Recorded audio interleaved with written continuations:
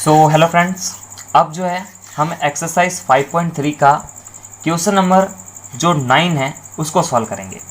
ये बहुत ही simple question है, अगर इसको ध्यान से पढ़ें तो जो जो इन्फॉर्मेशन दे रखी है उसका यूज़ कर दो और अप्लाई करो, उन्हीं का यूज़ करो, फिर जो प्रश्न हमें पूछ रहा है वो चीज़ ज्ञात कर सकता है। देखिए क्या कह रहा है, किसी एपी के प्रथम 7 पदों का योग। देखो पदों का योग का मतलब क्या है, एस एन की बात हो रही है। योग का मतलब क्या था, एस एन, क्योंकि इससे ऊपर वाला जो क्वेश्चन हमने किया ना 51 पदों का योग, तो हमने दिमाग में लिया एस 51। तो यहाँ पर जो है 7 पद है, तो एस 7 इसका जो योग है वो 49 दे रखा है। यानी इसको लिखने का तरीका क्या रहेगा, एस 7 के बराबर लिखा जाएगा 49। ठीक है, समझ में आ रहा है। उसी प्रकार 17 पदों का जो योगफल है वो 289 है। तो देखिए 17 पद है तो अब की बार एस 17 हो जाएगा, जिसका योगफल है 289। ठीक है, इसके प्रथम n पदों का योग, जब 7 पद कह रहे हैं तो एस 7 रख रहे हैं, जब n पद कहेंगे तो एस एन ज्ञात करना है। एस एन का बड़ा वाला फॉर्मूला लगाएंगे तो हमारे पास में इस फॉर्मूले के अंदर क्या नहीं होगा, बस ए नहीं होगा और डी नहीं होगा। तो जो है हमें ए और डी ज्ञात करना है इसका और इसका यूज़ करके। तो बस करना कुछ नहीं है, इस फॉर्मूले को फैला देंगे और ए और डी निकालेंगे और इसके अंदर शिफ्ट कर देंगे। क्योंकि लास्ट पद नहीं दे रखा था इसलिए छोटा वाला तो फॉर्मूला यूज़ होगा नहीं, एस एन का बड़ा फॉर्मूला यूज़ होगा और देखो हमारा आंसर आएगा। ठीक है ना, तो किताब को साइड कर देता हूँ और जो जो इन्फॉर्मेशन दे रखी है मैं एक बार वापस लिखता हूँ। ठीक है ना, आप भी अपना जो रफ कॉपी है वो साइड में रखें ताकि आपको समस्या ना आए, आप इसको ईजिली समझ पाए। ठीक है ना, तो सबसे पहले अपन लिख देते हैं आंसर नंबर 9। क्या क्या दे रखा है, 7 पदों का योगफल दे रखा है, यानी एस 7 जो दे रखा है वो दे रखा है 49। ठीक है, 17 पदों का योगफल दे रखा है 289। n पदों का योगफल ज्ञात करना है, मतलब एस एन जो है वो ज्ञात करना है। ठीक है, अब देखो इसका आंसर करते हैं। तो हम यहाँ पर लिखते हैं हल। देखो हम जानते हैं हम क्या जानते हैं कि एस एन जो होता है वो n/2 2a plus n-1 into D, यही होता है। अब n की कंपैरिजन करें तो n का मान तो n ही लेना पड़ेगा, लेकिन हमारे पास में a नहीं है, d नहीं है। चूँकि हमारे पास में a व d नहीं है, इसलिए दी गई सूचनाओं का प्रयोग करके इन्हें ज्ञात करेंगे। ये वाली लाइन लिख दी। अब देखो क्या करेंगे, अतः प्रश्नानुसार। देखो प्रश्नानुसार अपन क्या करेंगे, इसको फैला देंगे।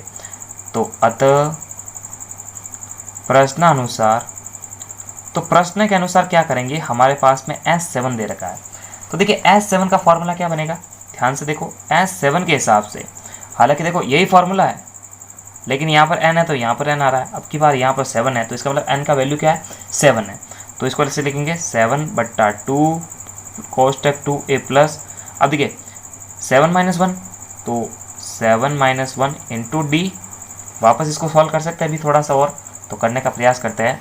तो देखिए 7 पदों का योगफल कितना दे रखा है, 49 दे रखा है। तो इसके मतलब इसकी जगह मैं क्या लिख सकता हूँ, 49 बट्टे के अंदर है 7/2 कोष्टक 2a, 7 में से 1 चला गया 6 हो गया। अब ये 6 इससे इंटू होगा यानी डी से इंटू हो जाएगा। ठीक है, अब आप खुद सोचो कि ये वाला जो है फॉर्मेट किस प्रकार से है। क्या ऐसा हो सकता है कि ये जो चीज़ गुणा है इधर आके अपन कुछ अरेंजमेंट कर सकते हैं, यानी इन दोनों को जो है मैं यहाँ पर शिफ्ट कर रहा हूँ। ठीक है, तो ये तो इससे इंटू हो जाएगा और जो भाग में है वो नीचे आ जाएगा, मतलब देखिए जो ऊपर है वो नीचे आएगा और जो नीचे है वो ऊपर चला जाएगा। तो इसको अपन ऐसे सॉल्व करेंगे ना, बहुत ही सिंपल है, नॉर्मल से कैलकुलेशन है। आप तो देखना ये 2 इससे इंटू हो जाएगा, यानी 49 से जो है 2 इंटू होएगा और 7 जो इसके नीचे आ जाएगा। ठीक है ना, तो यहाँ पर खाली ये फॉर्मेट बचेगा, यानी 2a प्लस 6d। ठीक है, अब देखो ये कट सकता है ना, 7 और 7 ही गुण 50। अब यही 7 इससे मल्टीप्लाई होगा तो 7 दूनी हो जाएगा 14। इसका मतलब ये क्या समीकरण आएगी, इसके बराबर आ सकती है, यानी है ना यही तो आएगी 2a प्लस 6d बराबर 14। ठीक है, तो 14 आ जाएगी, समीकरण नंबर 1 दे देंगे।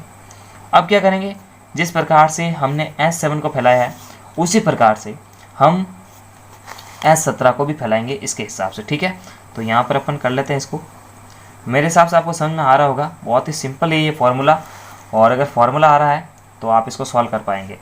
तो बस जो जो जिसका मान है हमने रखा है, फिर देखिए जो नीचे था उसको ऊपर ले गए, ऊपर था उसको नीचे ले गए, मतलब यहाँ पर क्या कर रहे हैं, वज्र गुणा ही तो कर रहे थे अपन। इसके नीचे अगर एक मान लो तो वज्र गुणा ही कर रहे थे। तो इस फॉर्मेट को तो छेड़ना नहीं है, क्योंकि देखिए ए बी सी डी से जुड़े पद हमेशा एक ही तरफ रहते हैं, और जो गणित के अक्षर है वो एक तरफ आते हैं। तो ये सारे गणित के अक्षर थे वो एक तरफ चले गए, और जो ए बी सी डी से जुड़े पद है वो अपनी जगह पे है। तो इस प्रकार से हमने सॉल्व किया। 7 7 गुण 50 हुआ, यही 7 2 से टकराया यानी इंटू हो गया, तो 7 दूनी 14 हो गया। तो इस वैल्यू के बराबर 14 आ गया, समीकरण नंबर 1 दे देते हैं। उसी प्रकार S17 को फैलाएंगे इस फॉर्मूले के हिसाब से। तो S17 क्या होता है, S17 का फॉर्मूला होता है 17/2 कोष्टक 2a प्लस 17 - 1 यानी n-1। तो n का वैल्यू तो 17 इसके हिसाब से, d हो जाएगा कोष्टक के अंदर। ठीक है, इसको सॉल्व करते हैं थोड़ा सा। S17 का वैल्यू दे रखा है 289 बराबर 17/2 कोष्टक 2a प्लस, अब देखो 17 में से एक चल गया 16, 16 d से इंटू होगा, 16 d हो जाएगा।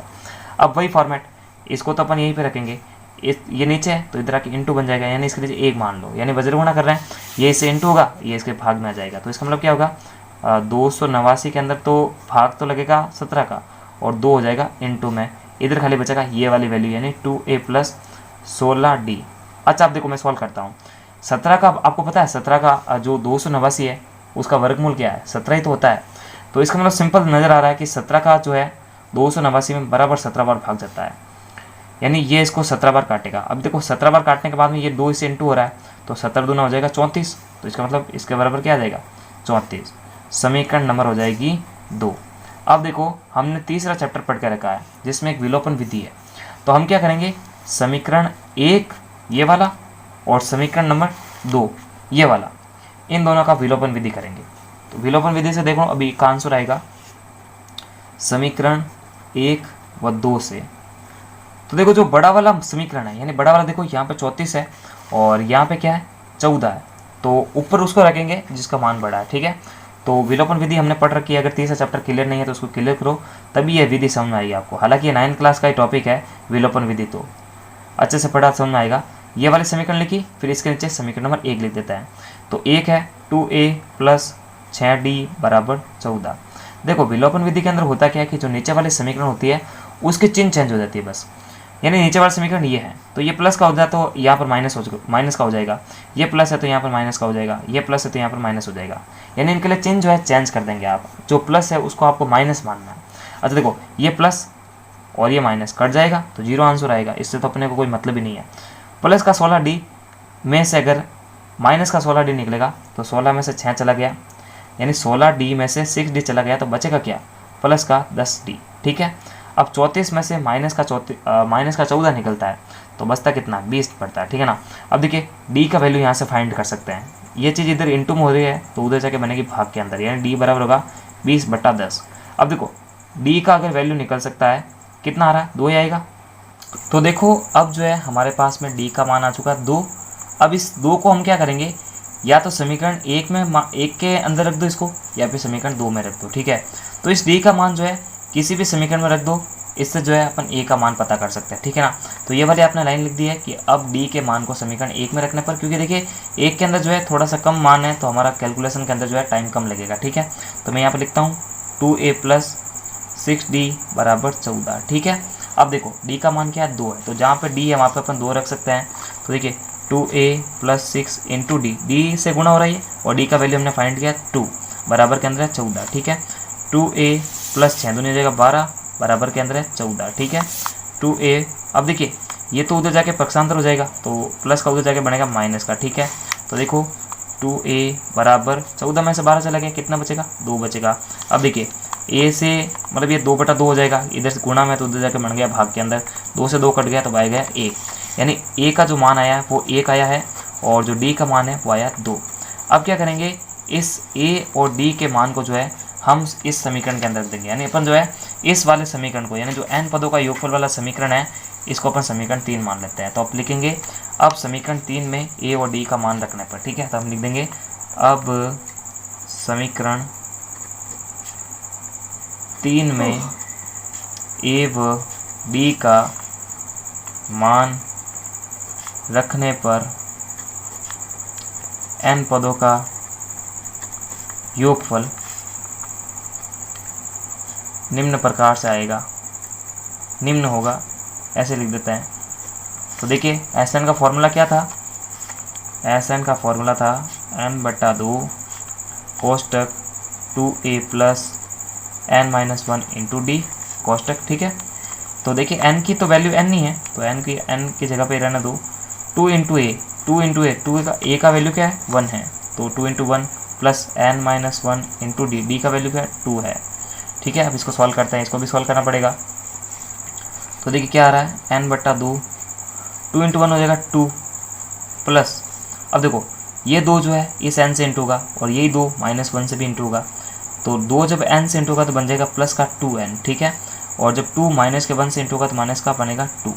अब देखो ये प्लस माइनस एक दूसरे को काटेंगे, तो प्लस का 2 माइनस का 2 कैंसिल हो गया, खाली क्या बचा 2n बचा। अब ये जो 2n है वो n/2 से मल्टीप्लाई होगा, तो n/2 इंटू 2n, ठीक है। अब देखो 2 से 2 कट गया, तो n से इंटू होकर बनेगा n का स्क्वायर, इसका मतलब जो Sn का योग है वो n स्क्वायर के बराबर आएगा। तो इस प्रकार से हमारा जो आंसर है वो आने वाला है, ठीक है। तो नमस्कार, thanks for watching. Vande Mataram, जय हिंद, जय भारत। और पूरे चैप्टर की जो प्लेलिस्ट की लिंक है वो वीडियो के डिस्क्रिप्शन बॉक्स में दे रखी है, जहाँ से आप जो है पूरा चैप्टर देख सकते हैं। Thank you.